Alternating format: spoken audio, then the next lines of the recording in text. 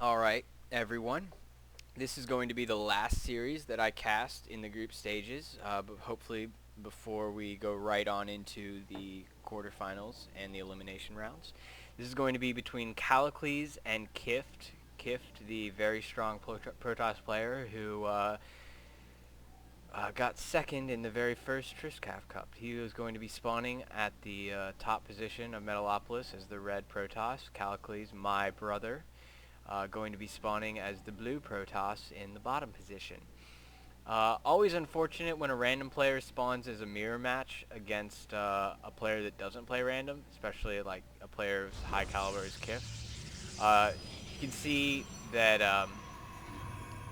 well, you can just kind of obvious that, whenever a player plays a race, specifically, they're always going to have a little bit better timing, mechanics, and such with that race, whereas the random player is kind of feeling things out. I have the same problem whenever, I spawn in mirror matches. I'd say, besides Zerg versus Zerg, just because I'm awesome with Banelings, I'm really bad at Protoss versus Protoss, and I'm really bad at Terran versus Terran, and I think Callicles feels the same, especially with Protoss, because I know that's his weakest race.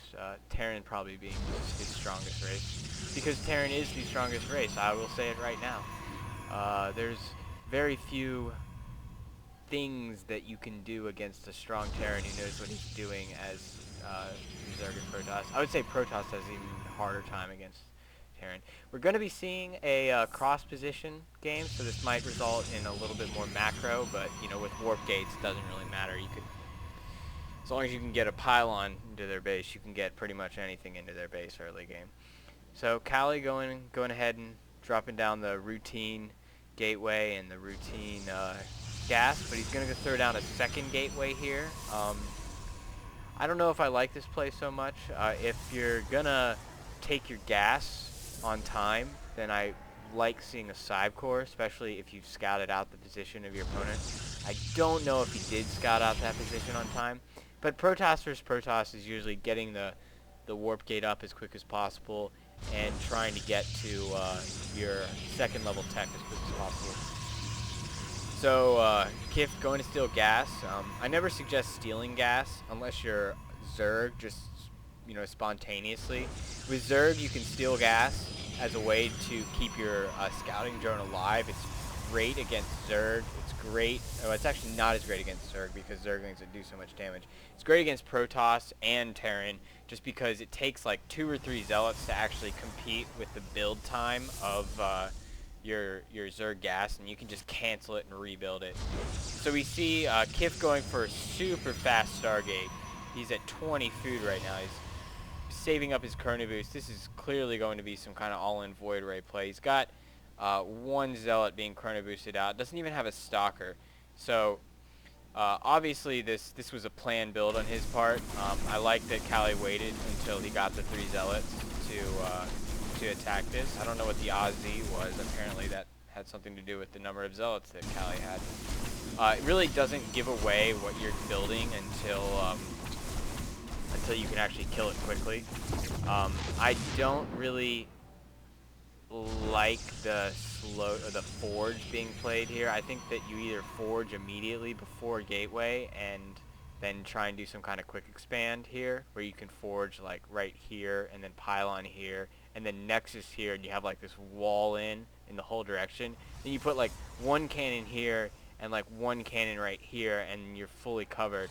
But that's usually only effective against Zerg, because if they got some kind of stalker action, then they could be taking out your stuff while the cannons can't even hit them. So this is a little sloppy, going all over the place. Really, I don't really know what that is for. I think that's the rally point on this Void Ray. Yes, I believe so. So as you can see, Callie doesn't really have any anti-air, and by really any, I mean he has none.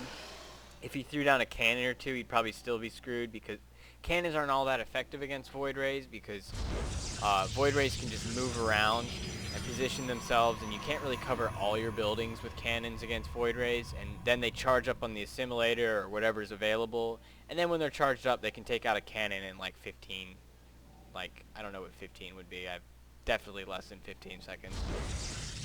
So this side core is about 30 food late. No, only about 20 food late. Seeing as Kifd already has 2 Void Rays out, a third one on the way. I mean, as we can see, the Void Ray is doing exactly what I said, charging up on that assimilator, and the cannon going down in the mineral line isn't really going to be able to cover any of these buildings, just because Void Rays have the same freaking range as cannons almost. I think cannons actually have maybe 1 more range. And so the smart thing in this situation, Callie's just going to move out with these zealots, trying to cripple his economy and maybe hope that his entire base doesn't get destroyed. But that's just not going to be the case. It looks like this is going to be a good game in the cheese fashion. Although I can't really say that Void Rays are cheese. They take so long to get. If you haven't scouted this out or provided ample defense against these Void Rays, then it's really your fault and not cheese's fault. And see, Kifd doing the smart thing, realizing, oh, he's going to move out with zealots. I see them. There's the one zealot here scouting this. Just going to wall in, maybe throw a force field down, warp in a couple extra sentries. Which is really effective deterrent, especially whenever the attack move rally point actually sent him to right here just because of the wall in. So, little probe mass exodus going on here. These probes apparently decided that Protoss are no longer their masters. These Void Rays are making short work of his base. The last-ditch effort to expand with the Nexus. Callie actually had some Stalkers that he moved out here. I do like moving the Stalkers up here. You know that your base is screwed because there's 3 Void Rays in it, so I don't know where those Stalkers came from, but, you know, 2 Stalkers can't take out 3 Void Rays, even if they're on fucking crack. Gonna move these Zealots into the main mineral line. I didn't actually remember this. Doesn't really matter, though. With the base gone, he's pretty much at a good game right now. So should be expecting him to GG out soon as he realizes that a base and a lot of Protoss probes isn't really going to help much.